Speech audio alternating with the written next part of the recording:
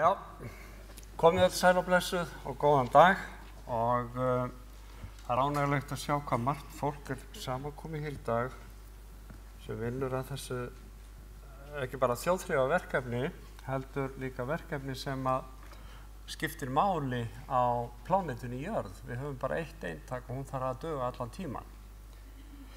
En það sem að ég ætla semst að fjalla hérna, það er eiginlega endurskoðun á þessu efni sem að grænfánastarfið byggir á. Það er þessi gátlisti, checklistinn, skrefin 7 og þemun sem að eru í gangi núna, þau eru 9 og það er líklegt að þau verði 10 og svo loks svona listi yfir hugtök sem að varða efnið. Það er búið að minnast á það hér bæði Gerður og Hrefna, forsöguna, hvaðan komum við og hvar erum við stödd núna og hvert stefnum við. 2002 voru fyrstu 3 grænfálandi dregnir að húni á Íslandi.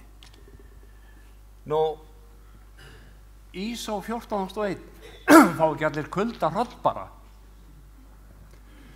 Sko, grunnurinn að grænfánastarfinu er þessi alþjóðlegi staðall ISO 14001 og galdurinn við þetta góða starfi sá og það er búið að klæða þennan svolítið þurra staðal í svona yndislegan og grænan búning sem að allir skilja og eiga auðvelt með að tileinka sér. Og hérna eins og segir samkvæmt þeim kröfum sem hver rekstrareining, það er þá hver skóli eða fyrirtæki setur sjálfum sér.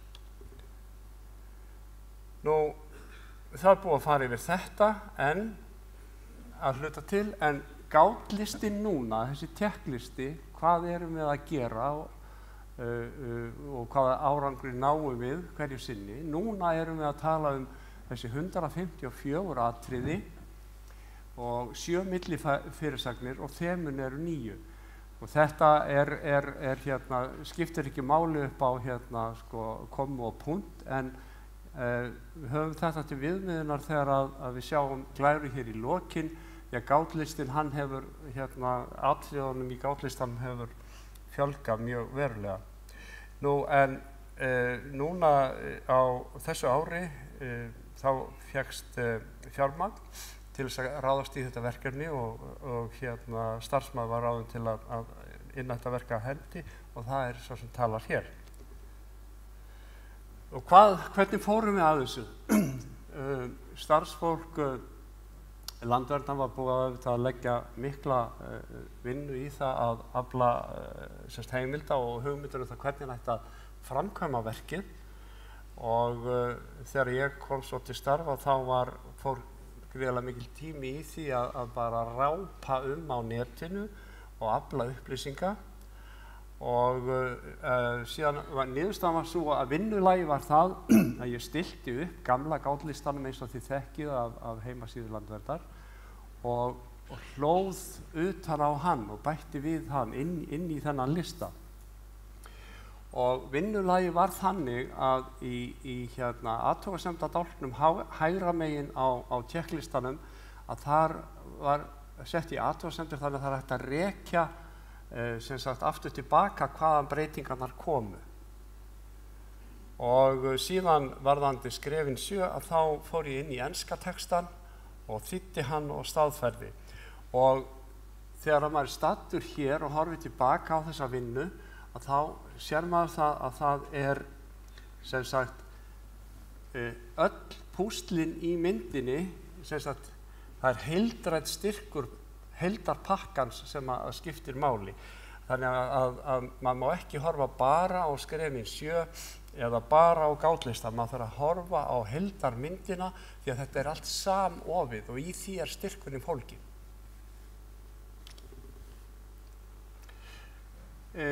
Þessi uppfærði gátlisti sem sem sagt, lokadrög liggja nú fyrir og rýnihópur, nei hérna afsækiði, altså, nú ég með hérna meinloka orð, hvað heitir hérna? Stýrihópurinn, já. Það stýrihópur hérna verkefnisins mun fá sem sagt, þessi skjöl til yfirlestrar og til þess að gera betrumbæta eftir því sem tökur og ástæða til. En þessi uppfærði listi, hann þá núna orðin sem sagt, þessi 228 atriði og hérna 9 millifyrirsagnir. Þetta sem sagt tölulegar hérna, upplýsingar. Þannig að skólinn, nei þar að segja, gátlistinn núna, hann ætlaður öllum skólastigum. Leikskólum, grunnskólum, framhaldsskólum og háskólum.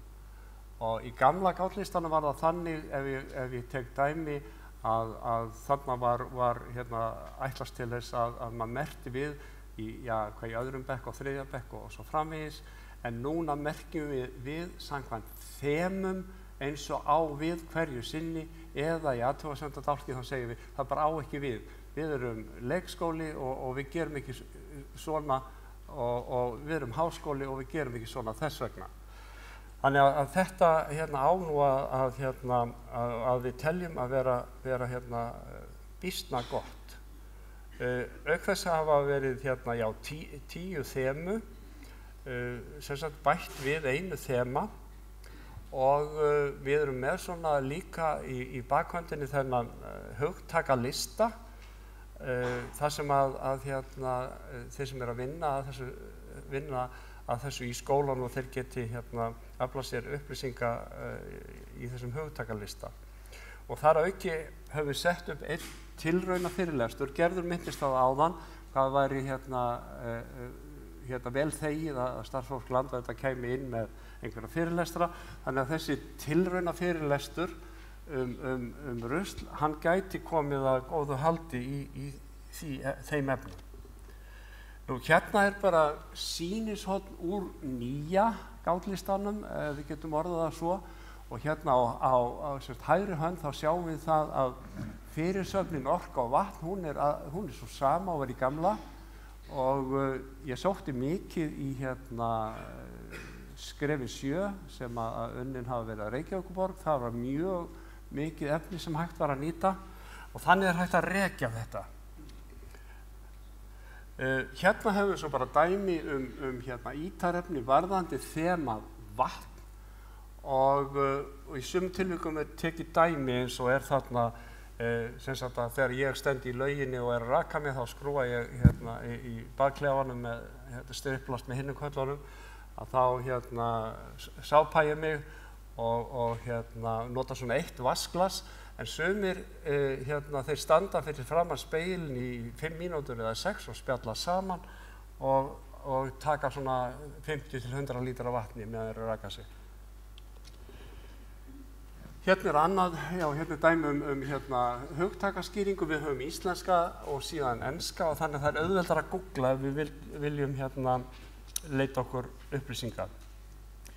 Nú, þá eru komin eiginlega, þá hérna semst uppfærslan eiginlega baki og eiginlega nýtt verkefni tekið við. Það það sem við höfum vinnu heiti rafrænn grænfáni, það þessi gagnabanki. Og það eru 3 skólar, leikskóli á Hellu, það Ármúlaskóli og svo norður í hérna Hrafnagili. Og við erum að vinna að þessu núna, það fékkst styrkur í þetta verkefni og það gert ráð fyrir að þetta geti verið komið einhver mynd á þetta svona í kringum áramótin. Hérna, þetta er form, þetta eiginlega sem sagt sko rammi fyrir uppskrift að verkefni og hugmyndin að nota svona, þetta ennþá á vinnslustigi en ég reikna nú með því að þetta sé svona 90% tilbúið og þá hugmyndin að hérna hver skóli, hann notar þetta form og skrifar inn heiti verkefnis, mengun vatns og þema vatn og svo einhverja grunnupplýsingar, standard svona svolítið og svo lýsing á verkefninu og og svo fyllir kennarinn eða skólinn inn í þetta form og leggur inn í banka og fær annað verkefni í staði. Þannig þetta hugsað, grófum dráttum. Jæja, og sem sagt að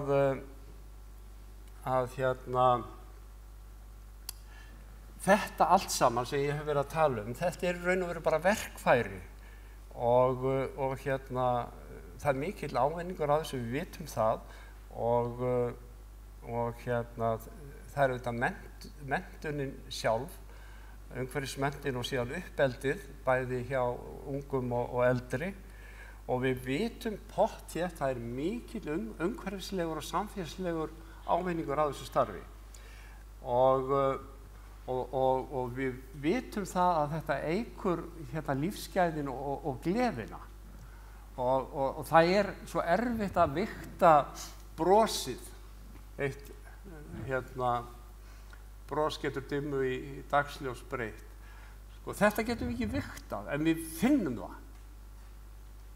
En við getum vigtað hvað eru mörg tonn og kíló af sorpi og fjárhagslegur ávinningurinn augljós í þessu sambandi en við þurfum að leggja meiri áherslu á það að sanna það peningalega að hver ávinningurinn hver mörg tonn og svo framvegis.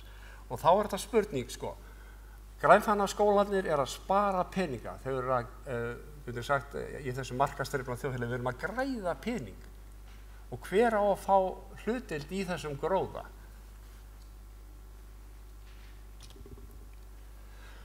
Þannig nú þetta og ég ætla ekki að hafa þetta lengra, ég reikna með því ég sé komin fram yfir tíman en einhverjar tvær spurningar.